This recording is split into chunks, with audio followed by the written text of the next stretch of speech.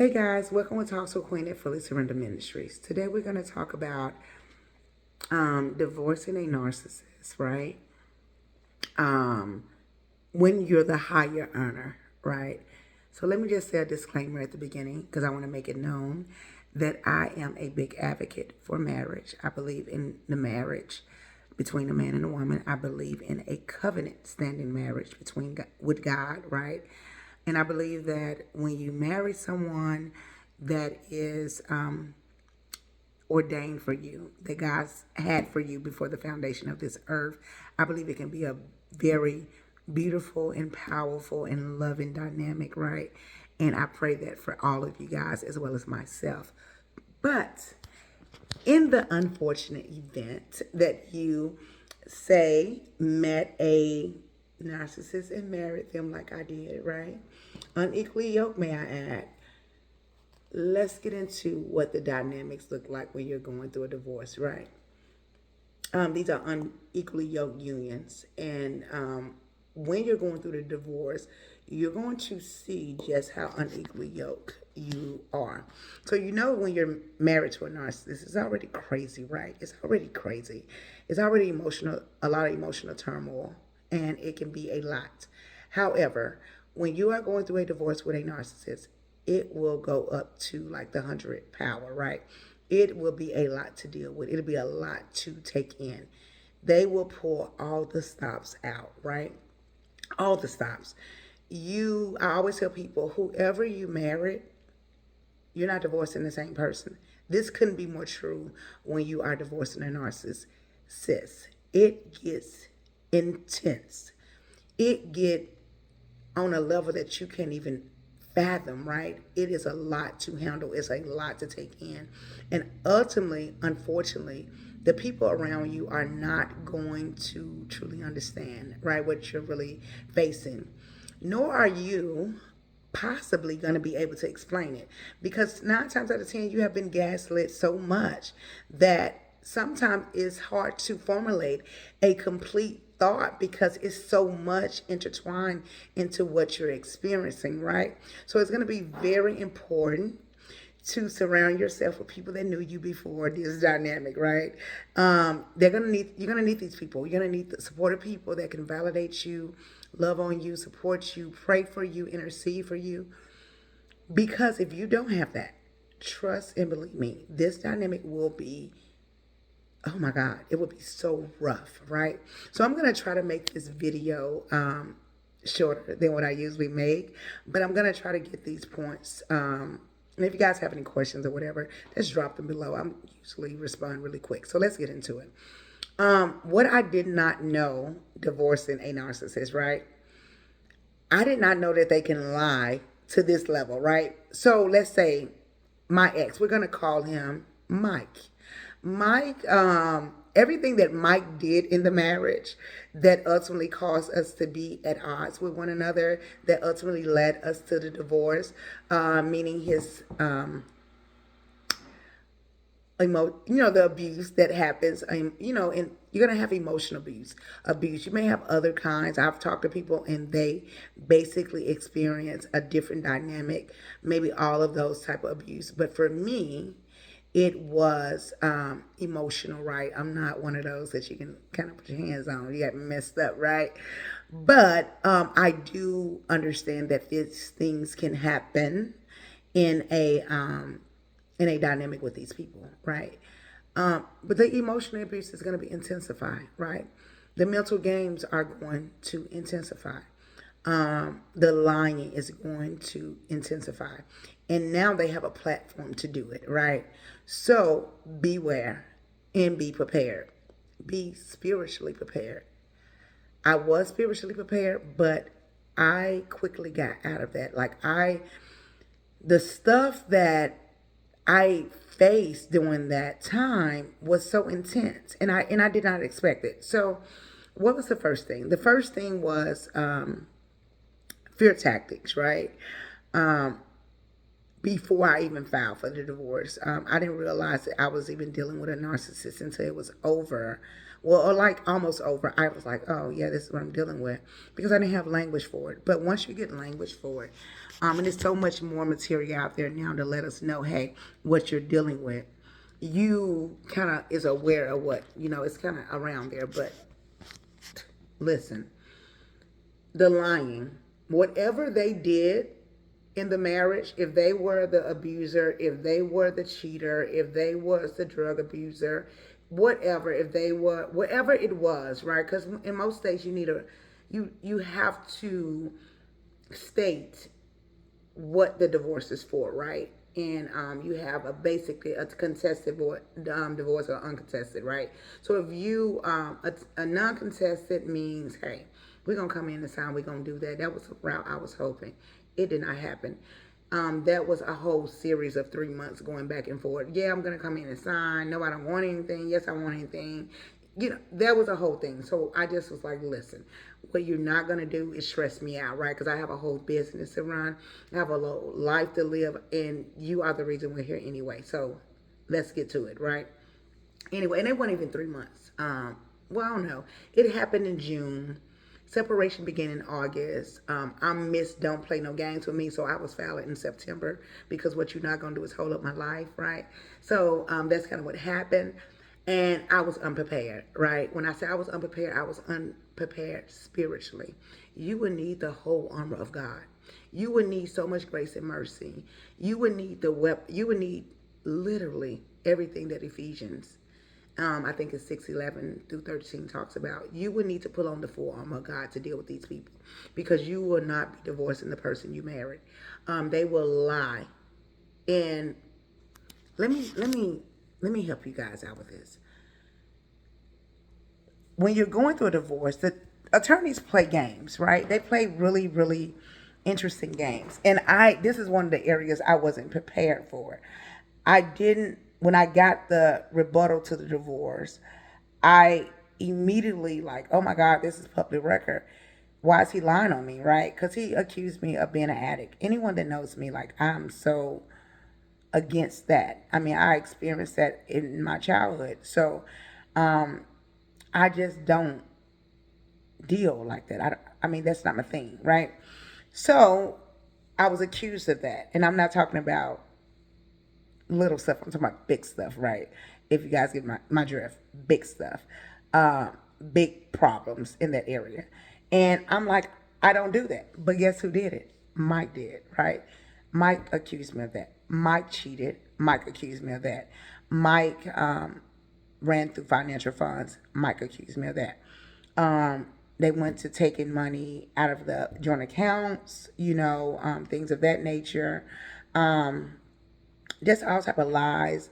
Had created flying monkeys probably before the dynamic, right? And the interesting thing with the dynamics with the flying monkeys that I never get and never understand, they have known these people prior to you, right? Especially when you are the higher earner. So they can look at these people and know, ever since so-and-so got with this person, their life been going up, right? And that wasn't their life before that time, right? So they should know, but maybe they wouldn't know, right? Let me get some water, guys. Maybe they won't know, right? Let's talk about why they won't know. Because what I've learned, and as I look back now, like really looking back, narcissists that do not have the financial means, like, or whatever, I don't know what you want to call it, but the ones that don't, these kind, they usually, and mine was a covert narc, right? But he went and married women. He married high earning, yielding women, right? And another thing that they have a major problem with, they have a problem with you, okay, making more money than them.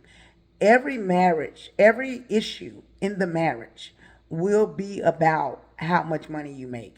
It would be, I mean, you can be like, for instance, example, he will call and be like, I told so-and-so, we'll call my son John.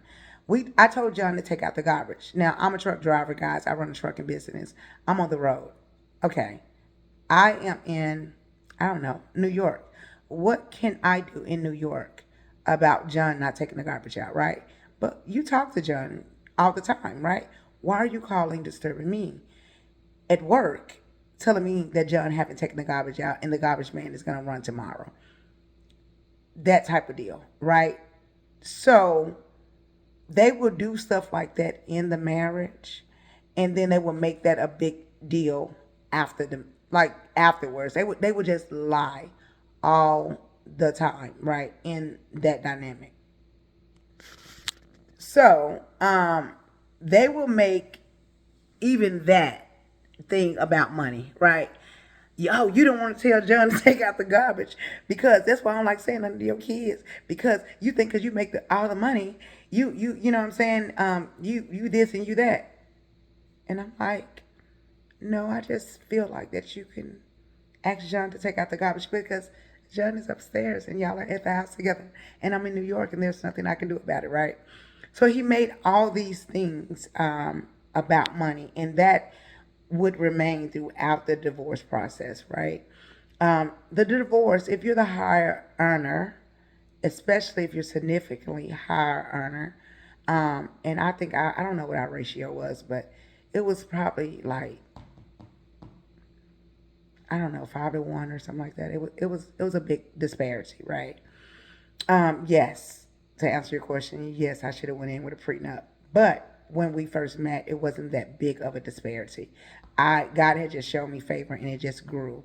And I guess when Mike realized that, hey, he had got to a point where he thought he could get something and go on and live the life that he wanted without me, that's what he did. And I say that because during the divorce, when it first happened, the infidelity on his end first happened, I wanted to go and I wanted to basically marriage counselor. I wanted to try, right? And that was begin against my better judgment, because usually if you do some cheating, baby, I'm out. But I was like, hey, we got this marriage. We didn't just build our dream home and all that. Let's do counseling.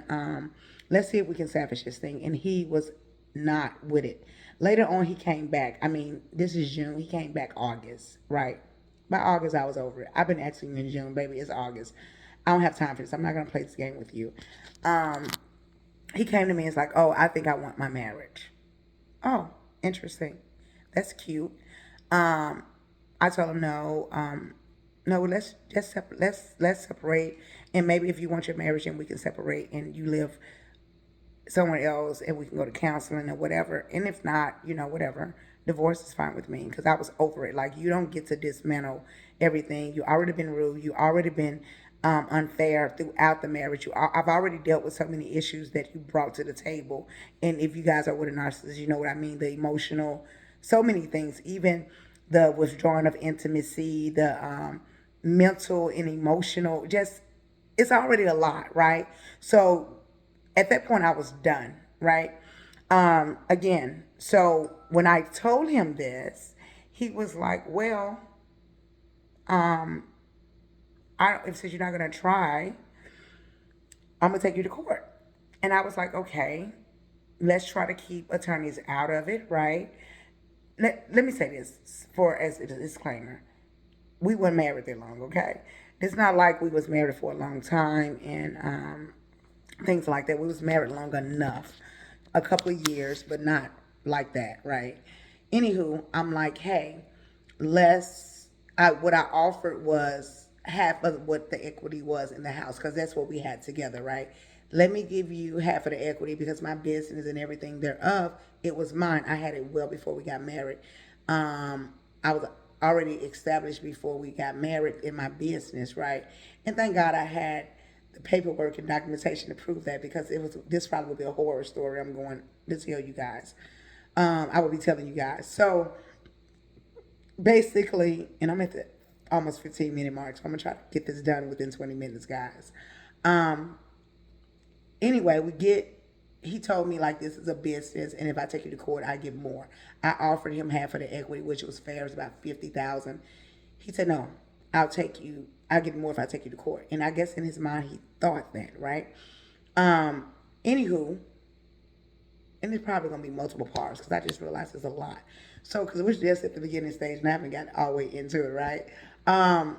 Anyway, I'm going to leave it with this. This is how big of a fight when you're dealing with them. I offered 50,000 at the beginning of the marriage, right? When it was, I mean, not the beginning of the marriage, at the end of the marriage, when I knew, hey, this is going to be a court deal. Hey, trying to be logical, let's look at what we have together, looking at the state laws and everything. We haven't been together, we don't have any kids or anything like that. We haven't been together that long, but we do have this home together we just built. I want the home. I don't know if you can afford the home, and he couldn't afford the home outside of me. So we have about $100,000 worth of equity in this home we just built. Um, Even though I was the one putting everything forward, even to build a home and everything like that, and making sure that everything went well, emotional labor, financial labor, whatever. Listen, I understand we got it together. I understand we're married. Let's be logical. I'll give you $50,000, right? And you take that and you go head on. And we would just cut our losses and try to heal from this and go on. He said, no. If I take you to court, I can get more. Just to show you what type of fight you're in with these people, he settled for 20 at the end, after 2.5 years, after court fees through the roof. So this is a part one. We're going to do a part two, right? So I don't keep you guys too long. And as always, see you in the promised land. Put God first, put yourself second. But yeah, we're going to have to do some parts to this, right?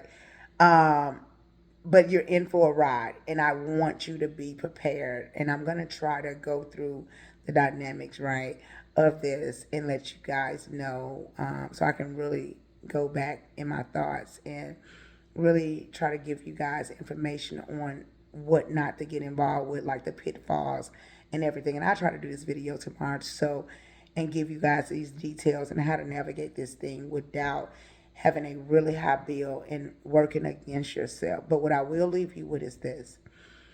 If nothing else, put on the complete armor of God. Pray about this. Seek God. I know it's going to be intense. I know it's going to be emotional. But definitely seek God on this journey, because it will be needed. I made it through on the other side by God's grace and mercy. But I could have saved myself a lot of money and headaches if I would have really allow God to lead me in this dynamic, okay? Again, you guys be blessed. Put God first. Put yourself first. And as always, see you in the promised land, because, baby, it's good over here and it's good over there. So let's get there.